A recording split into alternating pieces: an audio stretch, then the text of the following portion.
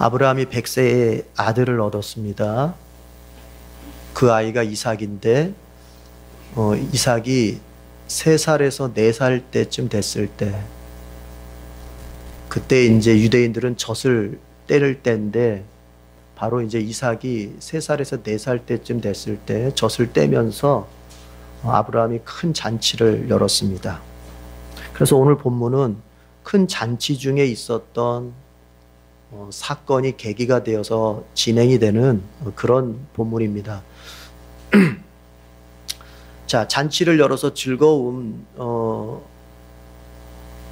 분위기였는데 거기서 아주 사건 하나가 발생을 해요. 그게 뭐냐면 이삭의 이복 형제였던 이스마엘이 이삭을 놀렸어요. 성경을 보니까 9절에 보니까 놀렸다 그렇게 돼 있어요. 다른 번역본을 보면은 희롱했다 그렇게 돼 있어요. 그러니까 이스마엘이 이때쯤이면은 이스마엘의 나이가 13살, 14살쯤 됐을 것으로 보고, 그리고 이삭은 3살, 4살쯤 돼 보여요. 그러니까 이제 이스마엘이 어린 동생을 좀 놀렸던 것 같아요. 이것이 빌미가 돼서 이삭의 엄마였던 사라가 이제 그 아브라함의 첩 하갈과 그 다음에 첩으로부터 태어난 이스마엘을 이제 집에서 내쫓게 됩니다. 또 그렇게 내쫓기자 하갈과 이스마엘은 이제 광야에서 죽을 위기를 경험하게 되고, 죽을 위기를 맞게 되고, 하나님께서 그들을 그 죽을 위기에서 구해 주신다는 내용이 오늘 본문에 흐르는 줄거리예요. 자, 먼저 이런 거 한번 생각해 봐요, 여러분. 은혜를 받은 자의 마음은 어떠해야 될까? 은혜를 체험한 사람의 마음은 여러분 좁으면 안 돼요. 그리스도인이 속 좁게 사는 것은 어울리지 않아요.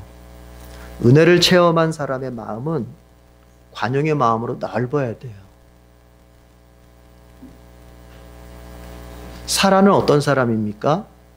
사라는 아이를 전혀 낳을 수 없는 몸을 지녔었고, 그리고 사라가 전혀 아이를 낳을 수 없는 나이에 아이를 낳았어요. 즉 하나님의 은혜를 체험했어요. 90세에 아들을 낳았어요.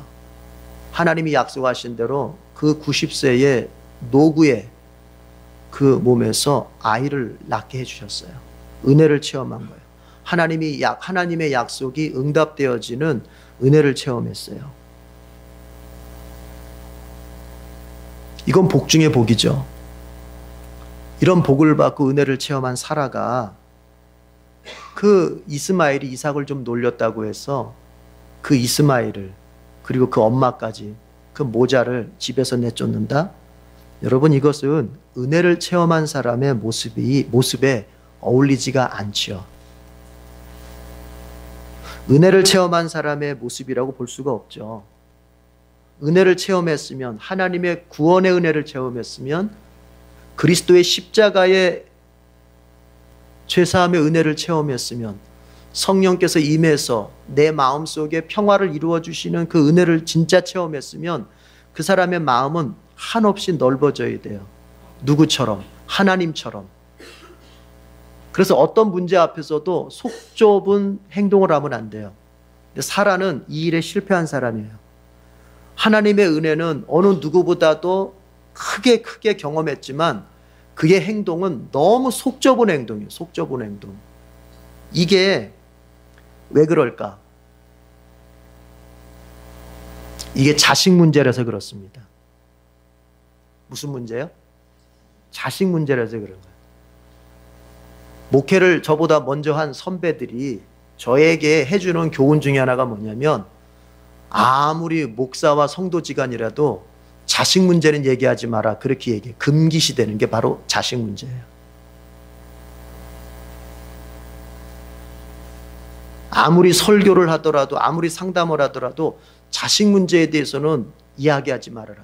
그러니까 이게 암묵적으로 목회자에게 교회에서 이게 금기상이에요. 금기상. 자식 문제 얘기하지 않고 자식 문제 건드리지 않는 게. 그게 맞는 거예요, 근데? 그게 이제 선배들이라고 하시는 분들이 가르쳐 주는 얘기인데 그게 맞는 거예요? 뭐 그게 맞든 안 맞든 떠나서 이 자식 문제가 사실은 이 한국 사회에서는 더 그래요. 건드리기가 정말 민감한 내용인 건 맞아요. 서양 애들은 조금 달라요. 논리적이고 이성적이기 때문에 받아들일 건 받아들이고 거절할 건 거절해요. 그러나 우리 민족은 굉장히 감정적이고 굉장히 우리는 이 감정에 치중하는 사람들이라 옳고 그름이 우리에겐 중요하지 않아요. 내가 기분이 좋으냐, 그 얘기를 들었을 때 내 느낌이 좋으냐 안 좋으냐가 항상 우리의 기준이거든요. 그러니까 자식 문제를 이야기할 때는 굉장히 예민해져요. 살아도 마찬가지였을 것 같아요. 아마 다른 문제였더라면 넉넉했을 수 있을 것 같아요. 은혜를 체험한 사람으로서. 그러나 자식 문제였기 때문에 이것은 속 좁은 행동이 나왔던 거 아닌가, 저는 그렇게 생각을 합니다. 우리도 그러기가 쉬워요. 주님의 은혜를 체험했다고 하는 우리도 이러기가 쉬워요. 자식에 관련된 이야기가 우리의 마음을 속 좁게 만들 수도 있어요. 그러나 저는 이렇게 생각합니다. 그 사람의 신앙의 수준, 정말 그 사람의 믿음이 있고 없음이 어디서 나타날까요? 내가 제일 예민하게 구는 그 문제에서 나타나는 거예요. 내가 정말 믿음이 있다면 믿음이 있는 사람으로서의 모습은 어디에서 나타나냐면 내가 제일 예민하게 반응하는 그 문제에서 그 사람이 어떤 사람인지가 보여질 때, 그게 만약에 자식 문제라 하더라도 믿음 있는 사람의 모습을 보이면 그 사람 믿음이 있는 것이고, 다른 문제 앞에서는 다 믿음 있는 척 다 하고 다른 문제 앞에서는 다 넉넉한 관용 있는 사람처럼 다 하다가 자식 문제 앞에서는 속 좁게 확, 자식 문제 앞에서는 그냥 이렇게 막 위축되는 모습을 보인다면 그 사람의 인격과 그 사람의 신앙 수준은 그게 진짜예요. 저는 그렇게 생각해요. 여러분 어떻게 생각하세요?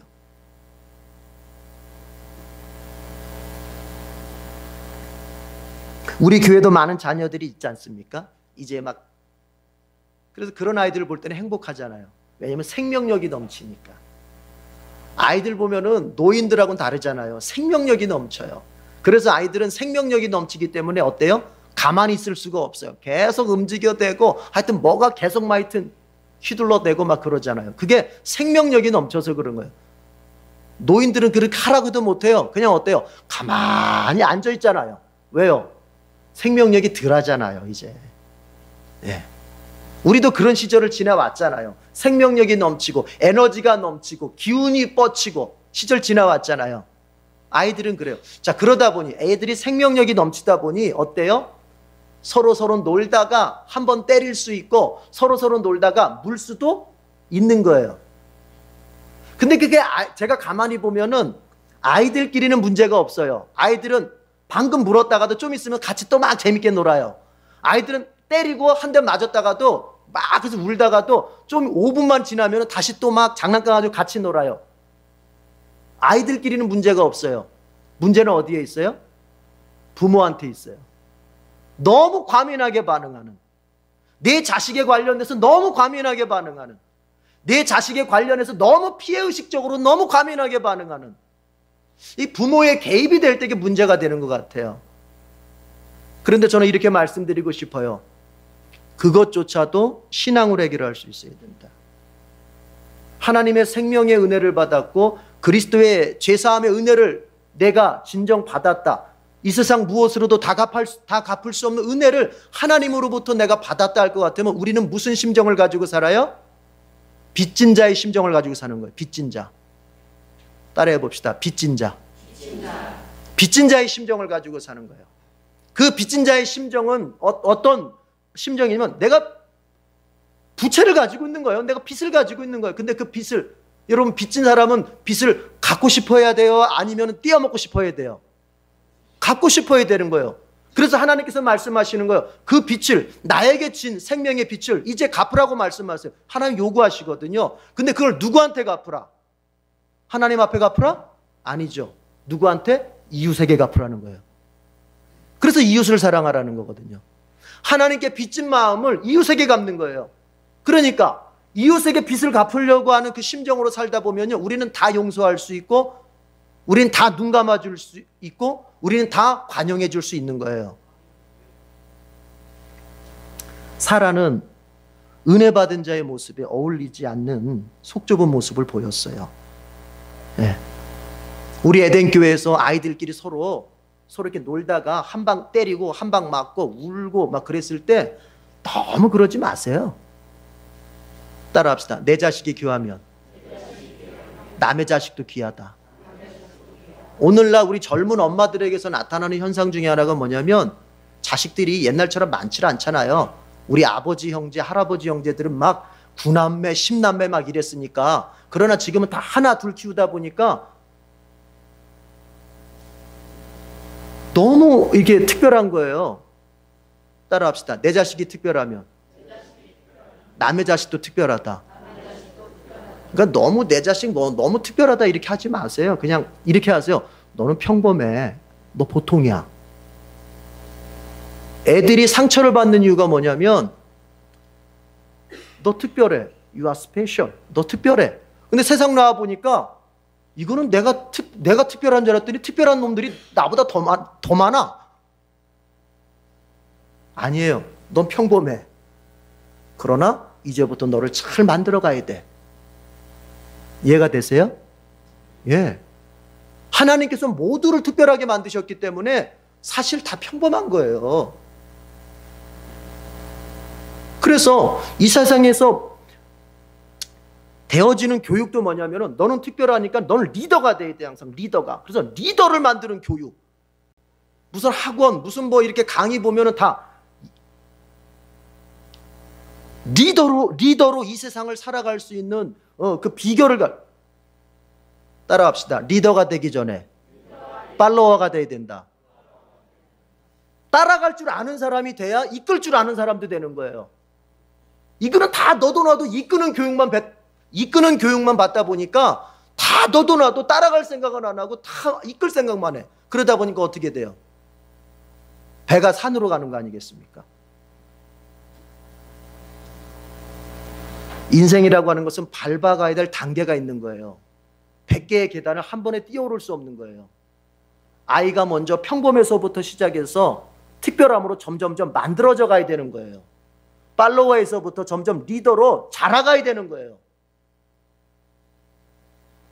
우리가 사회에서 누구는 금수저 가지고 태어났다 이러면 우리가 굉장히 반감이 있어요. 우리 다 흙수저들이기 때문에. 그런데 이게 있어요, 여러분. 우리 흙수저들끼리도 내 자식은 금수저같이 남의 자식은 흙수저같이 대접하려는 마음이 항상 있어요. 그러니까 싸우는 거예요, 그게.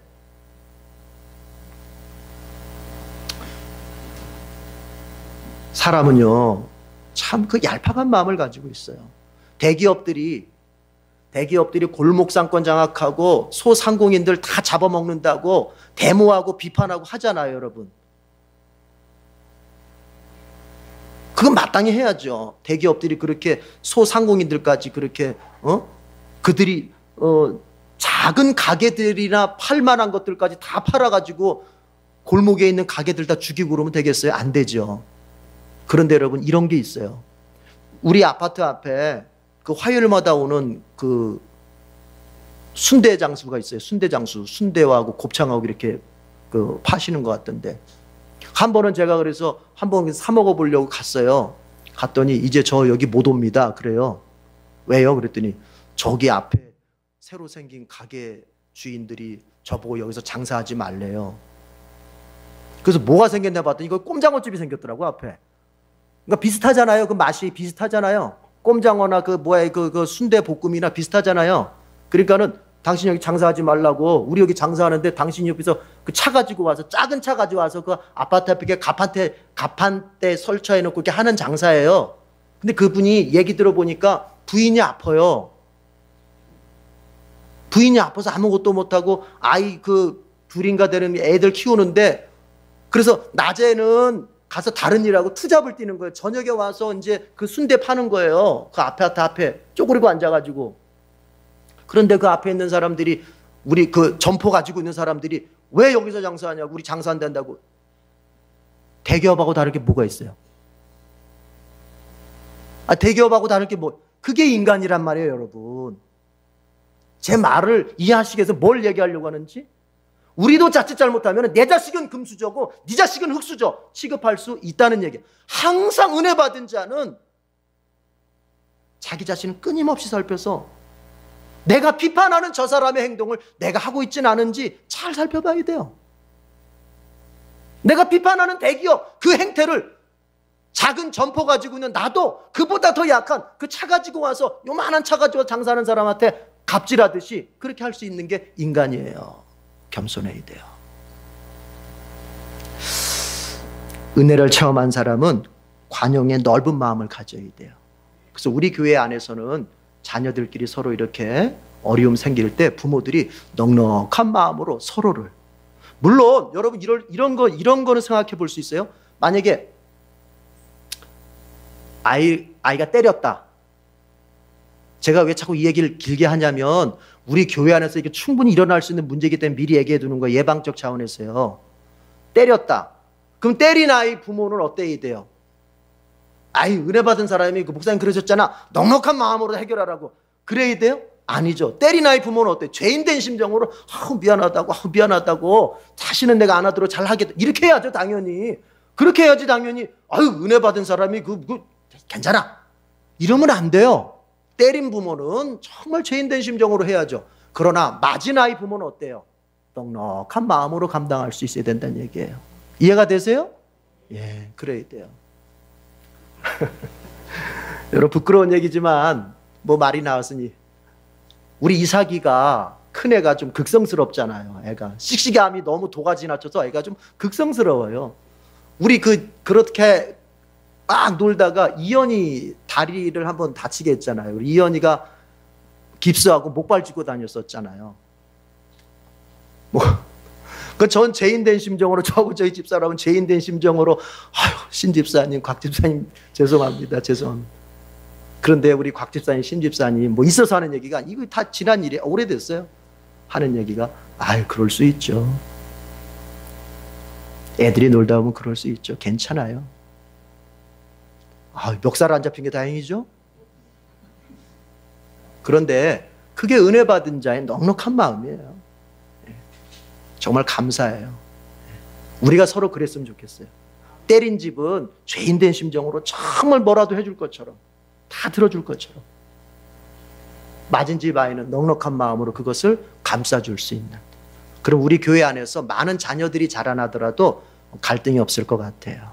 여러분 아니 14살짜리가 4살짜리 놀렸다 한들 뭐 얼마나 놀렸겠어요. 그러나 사라의 눈에는 그게 곱게 안 보였던 거예요. 그게 곱게 안 보였어요. 그러니까 내쫓아 이렇게 되는 거예요. 그런데 여러분 우리가 사람은 어떻게 장난으로 돌을 던져도 그것을 피하는 개구리는 필사적이라는 얘기 하지 않습니까? 죽기 살기라고.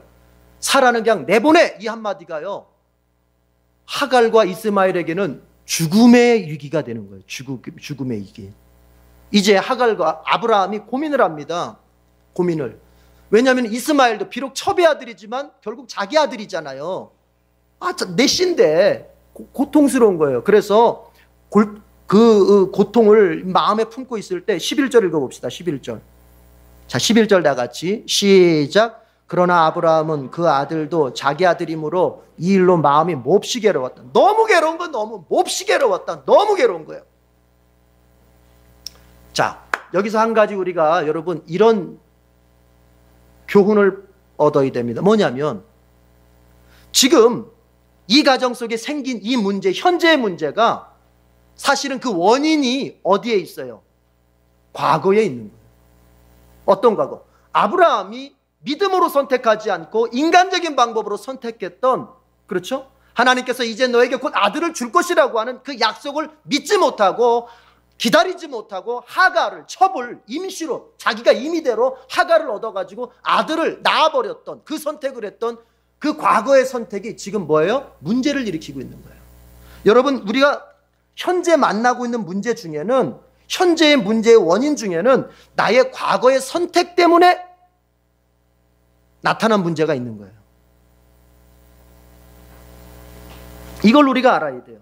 아브라함 가정 속에 지금 일어나고 있는 이 가족 간의 갈등의 문제는 사실은 이것은 이미 옛날에 아브라함이 잘못한 믿음의 불신앙의 선택을 했을 때 이미 예정되어 있는 거예요.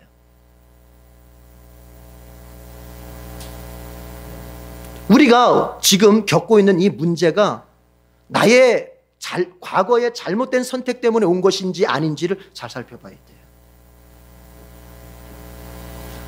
이렇게 한번 극단적인 예를 한번 들어보십시다. 극단적인 예를.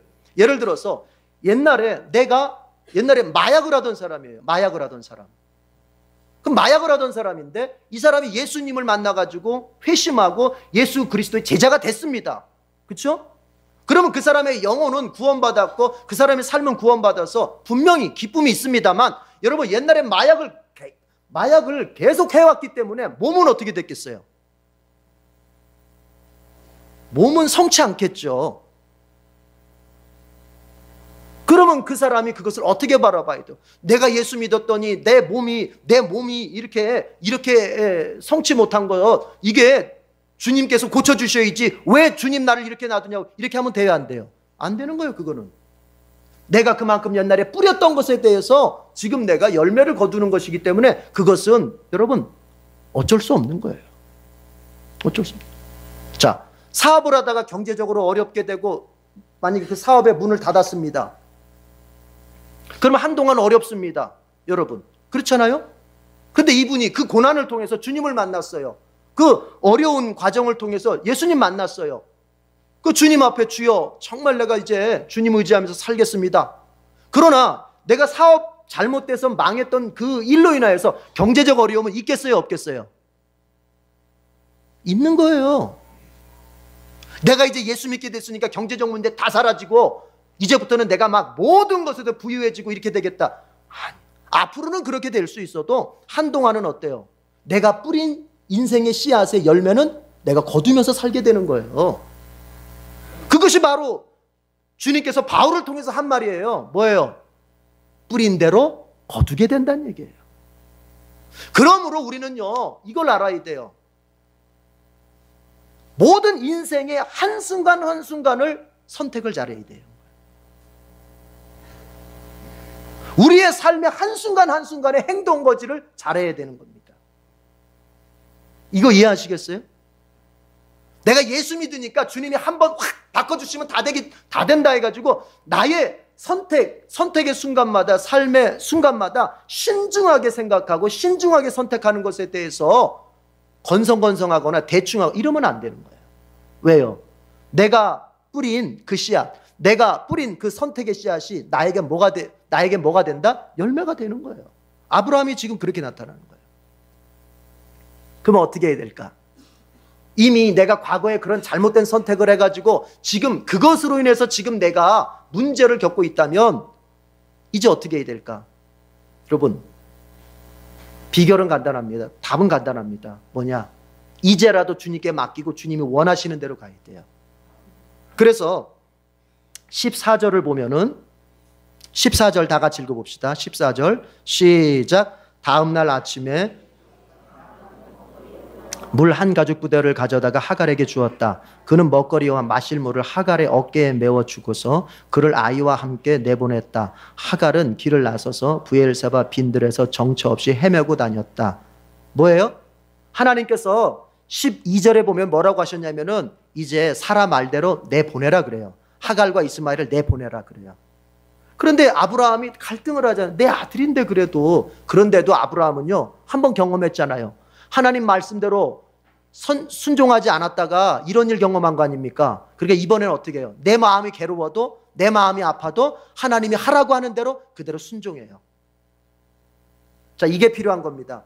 옛날에 내가 잘못된 선택으로 인해서 지금 나에게 어떤 문제가 생겼을 때 그걸 해결하는 방법은 뭐냐? 지금 이 문제가 생겼을 때 하나님께서 나에게 이걸 어떻게 하라 말씀하시면은 그대로 행하는 수밖에 없는 거예요. 딱 맡기고 결과는 하나님께 맡기고 그대로 행하는 거예요. 그럼 그 문제가 해결이 돼요. 불순종의 선택 때문에 온 문제잖아요. 그러면 이 문제를 해결하는 길은 뭐냐? 내가 믿음의 순종을 통해서 이걸 다시 한번 하나님께 맡기는 수밖에 없는 거예요. 이해가 되십니까?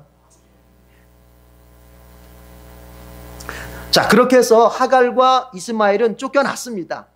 그런데 한참 가다 보니까 먹을 물도 다 떨어지고 식량도 다 떨어졌어요. 아마도 그 지나간 지역을 살펴보니까, 지도를 살펴보니까 그 이쪽 그 하갈과 이스마엘이 그 목이 말라 고통했던 장소가 부엘세바라고 했는데, 부엘세바는 아브라함의 집이 있던 헤브론에서 밑으로 남쪽으로 한 500km 이상 정도 떨어져 있는 곳인데, 그러니까 이렇게 얘기했을 것 같아요. 이 하갈이라는 사람이 이집트 사람이거든요. 그러면은 헤브론에서 이 부엘세바를 거쳐서 더 밑으로 가면 이집트예요. 그러니까 자기 고향으로 가려고 했던 것 같아요. 근데 그 중간 지점에서 물이 다 떨어지고 먹을 게 다 떨어진 거예요. 거기에서 이제 어떻게 합니까? 이 하갈이 울부짖기 시작하는 거예요. 왜요? 나보다도 내 자식이 목말라 하고 내 자식이 굶어 죽어가는 모습을 보니 너무나도 마음이, 어미로서 마음이 아프니까 거기서 울부짖기 시작하는 거예요.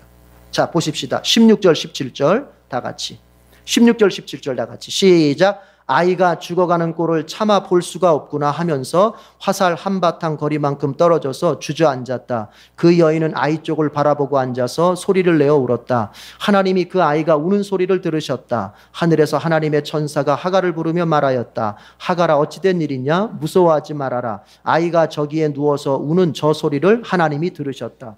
아이가 죽어가는 꼴을 참아 어미로서 볼 수가 없다. 그래서 막 울었던 거예요. 어떻게 할 줄 모르니까. 여러분, 이게 부모 심정이잖아요. 이거 우리 알죠?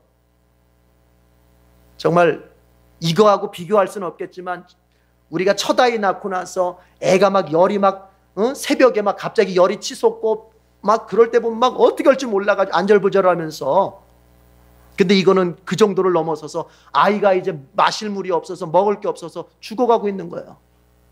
차마 이 꼴을 볼 수가 없다. 어미의 심정으로 울고 있는 거예요.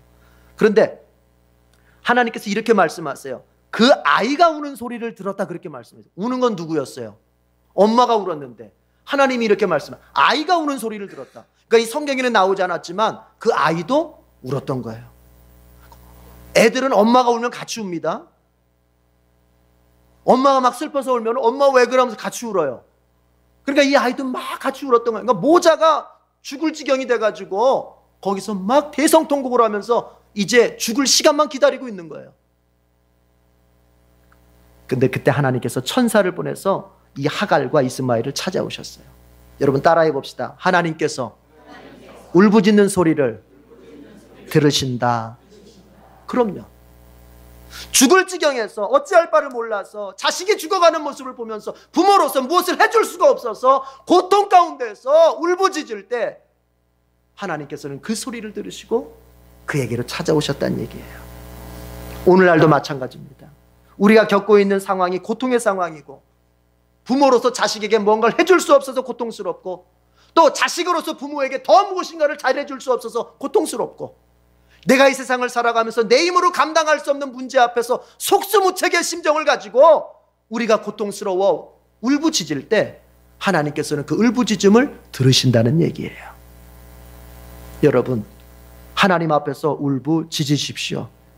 내 삶이 너무나 아프고 내 삶이 너무나 힘들어서, 그래서 내가 더 이상 살 힘을 가지고 있지 못해서 모든 것을 포기하고 싶을 때 하나님 앞에서 울부짖으시길 바랍니다. 하나님은 어떤 분이신가? 아이의 그 울음소리까지도 놓치지 않고 들으시는 분, 아이의 울음소리까지도 외면하지 않고 무시하지 않고 들으시고 기억하시고 찾아오시는 그 하나님이 바로 우리의 하나님이시란 말이에요. 여러분 아프십니까? 여러분 고통스럽습니까? 부모로서 자식에게 해줄 수 없어서 고통스럽습니까? 자식으로서 부모를 더 잘 모시지 못해서 마음이 안타깝습니까? 이 세상을 살아가기에 그 감당할 수 있는 능력이 전혀 없어서 지금 인생길에서 울고 있습니까? 여러분, 하나님께서 여러분의 그 울부짖음을 듣고 계십니다. 기도는 다른 게 아닙니다. 하나님 앞에서 울부짖는 거예요. 살려달라고 아우성을 치는 거예요. 그게 기도예요.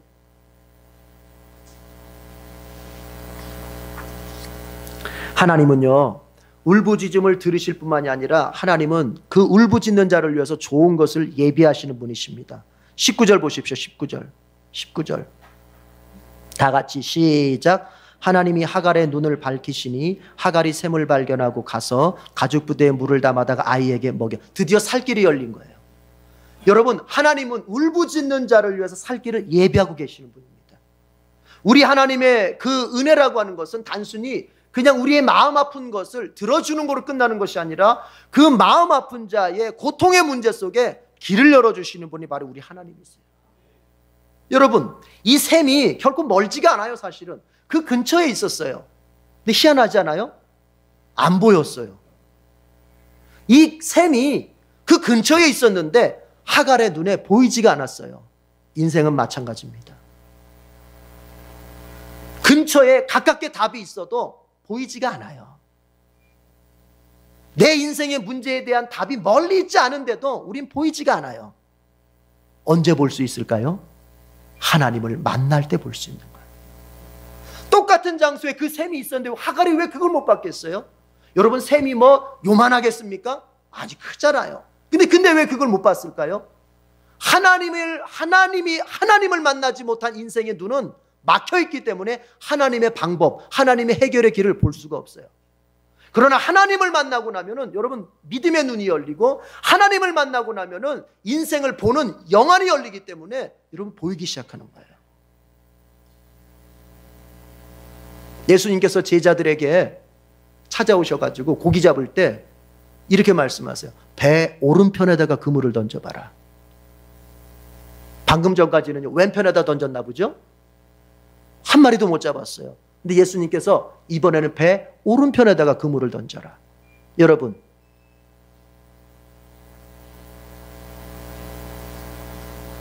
배의 왼쪽이나, 여러분은 여기를 보세요. 여러분은 앞을 보세요. 배 왼쪽이나 오른쪽이나 한바다예요. 그렇죠? 한바다에서 고기가 배 왼쪽만 있겠어요? 배 오른쪽에만 있겠어요? 다 있겠죠. 그러나 주님께서 배의 오른편에 던져봐라. 거기서 고기를 많이 잡았어요. 무슨 얘기입니까? 여러분, 똑같은 인생, 똑같은 장소, 똑같은 시간대, 똑같은 환경이라도 주님을 만났을 때와 주님을 만나지 못했을 때에 그것을 바라볼 수 있는 안목이 확 달라지는 거예요. 지금 여러분이 살고 있는 그 인생의 고통의 환경이라면 주님을 만나서 주님의 은혜를 맛보고 주님의 능력으로 사로잡히면 그 환경이 여러분, 고통의 환경이 되지 않고 기쁨의 환경이 됩니다. 절망의 환경이 되지 않고 소망의 환경이 됩니다. 환경이 바뀌어서 내가 좋아지는 것이 아니라 주님을 만남으로써 그 환경을 내가 뒤집어 버리는 거예요.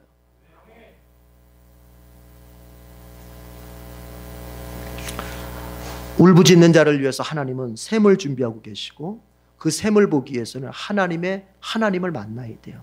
하나님을 만난다고 하는 것은 결국 무엇으로 귀결되느냐? 하나님의 말씀을 듣는 것입니다. 17절에 보면은 하나님이 찾아오셔서 천사를 통해서 하갈아 어찌된 일이냐, 무서워하지 말아라. 아이가 저기에 누워서 우는 소리를 하나님이 들으셨다. 아이를 안아서 일으키고 달래라. 하나님께서 계속 말씀하세요. 하나님의 말씀을 들을 때 내게서 샘이 보이는 역사가 있는 겁니다. 성경을 읽으세요. 설교를 들으시고 하나님의 말씀을 배우는 자리를 사모하며 달려오세요. 그럴 때에 우리의 환경을 보는 눈이 달라져요. 내 인생을 바라보는 눈이 달라져요. 그리고 여지까지 보이지 않았던 그 막막한 현실 가운데서 여러분, 희한하게 아하, 이렇게 하면 되겠구나, 길이 보입니다. 하나님은 우리를 사랑하시되 또 끝까지 사랑하시는 분입니다. 20절, 21절 이제 읽어보겠습니다. 시작. 그 아이가 자라는 동안에 하나님이 그 아이와 늘 함께 계시면서 돌보셨다. 그는 광야에 살면서 활을 쏘는 사람이 되었다. 그가 바란 광야에서 살 때에 그의 어머니가 그에게 이집트 땅에 사는 여인을 데려가서 아내로 삼게 하였다. 여러분, 브엘사바에서 고통당할 때만 하나님이 함께 하시고 잠깐 함께 하시고 마는 게 아니에요. 그 아이가, 이스마엘이 자라는 동안에 하나님이 계속 함께 하셨다는 거예요. 성장하는 내내 함께 하셨다는 거예요. 심지어 그 아이가 자랄 때에 하나님이 함께 하시면서 그가 광야에 사는 동안 활 쏘는 사람이 됐다. 활 쏘는 사람이 됐다는 말은 뭐냐면요, 전문가가 됐다는 얘기예요.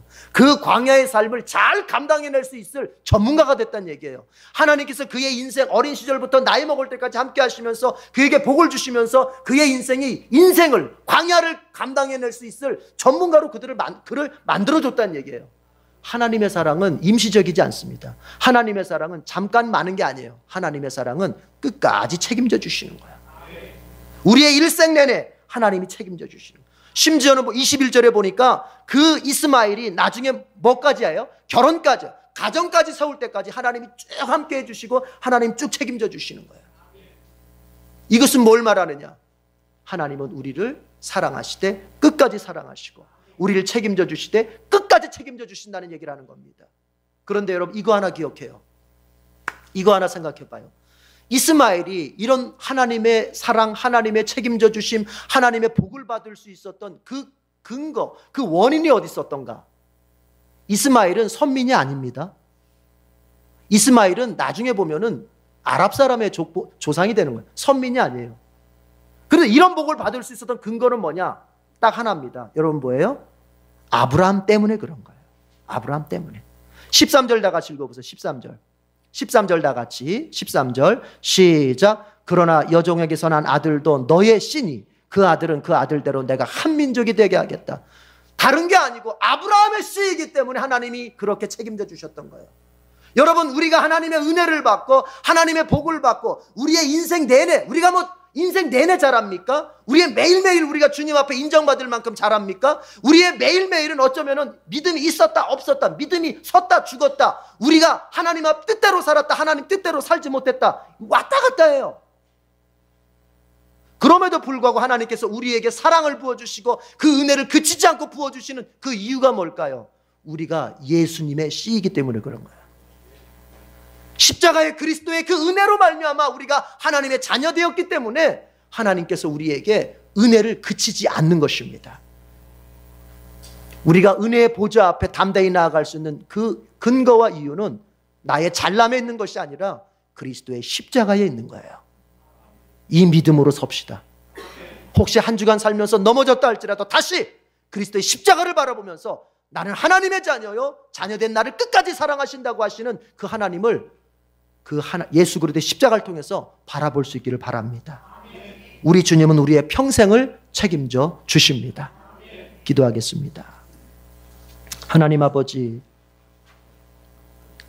우리의 삶 내내 사랑하시고 책임져 주시는 하나님의 은혜를 오늘 본문의 말씀을 통해서 우리가 생각해보고 또 믿음으로 붙잡았습니다.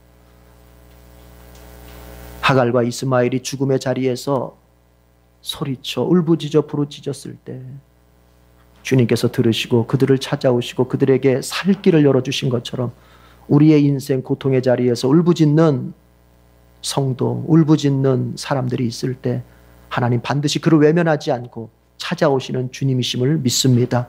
또한 주님께서 하갈과 이스마엘을 위하여 샘을 준비하셔서 그들이 살 길을 열어주신 것처럼 울부짖는 우리를 위하여 인생의 좋은 것을 예비하시고 그것으로 우리를 채우시고 그곳으로 우리를 이끄실 줄로 믿습니다. 하나님의 사랑은 평생 책임져 주심으로 나타났습니다. 아버지요, 우리가 그리스도 안에서 구원받은 하나님의 자녀이기에 우리 천국 가는 그날까지 우리의 인생 내내 하나님의 책임져 주심의 손길이 멈추지 않고 함께할 것을 믿습니다.